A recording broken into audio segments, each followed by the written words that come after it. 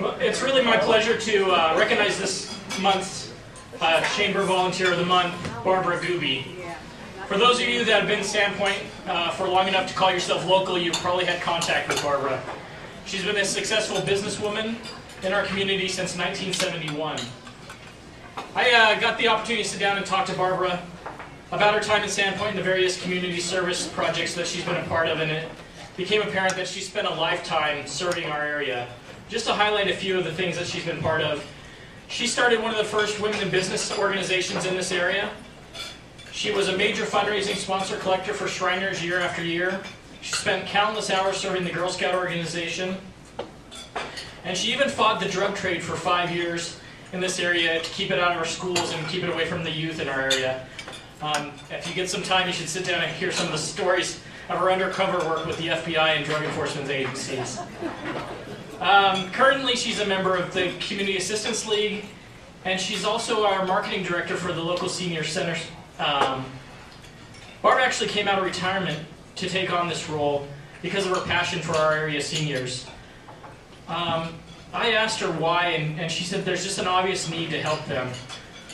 For those unaware, our local senior center has suffered some fiscal challenges in the last couple of years, especially due to this economy.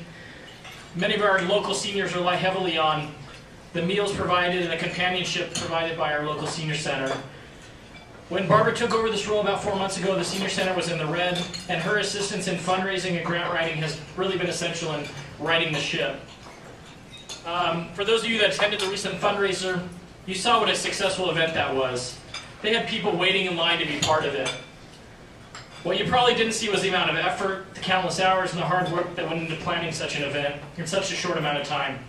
And Barbara was really a major part of this. So please help me in congratulating Barbara Gooby, our volunteer of the month.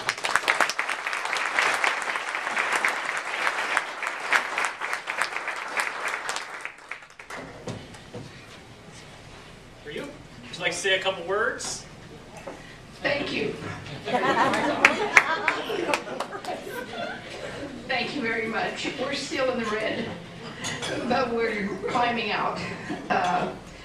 The senior center is an important part of our community. As you said today, the population, 25% of us are seniors. And I came out, and like I said, there's a great need. We service a lot of meals. We can't call them shut-ins or anything like that, but a lot of them are disabled. They can't get out, and the meals we take are the only meals that they have. On our everyday meals at the center, some of them take part of it home. We invite all of you to come. You don't have to be needy to come to the seniors and have our wonderful lunches. We have several programs going. Our mission is to make a comfortable, safe, warm place for all the seniors to come and feel safe. We have a lot of activities for them, and we do fundraisers. The state expects us 1/3 from grants, 1/3 from fundraisers, and 1/3 from meals. They give us $3.25. Those meals cost us almost $9 when we pay for our gas, our wages, our insurance, and everything else. But the community is wonderful. I don't want to live anywhere else. And I lived on the East Coast, the West Coast. I was born in Southern Idaho. I would never leave Sandpoint. It's a community that always steps forward. Anyone sick or needs help, you all know that. I would like to briefly mention we have several programs that seem to be working. One of them is called the $5 a month club.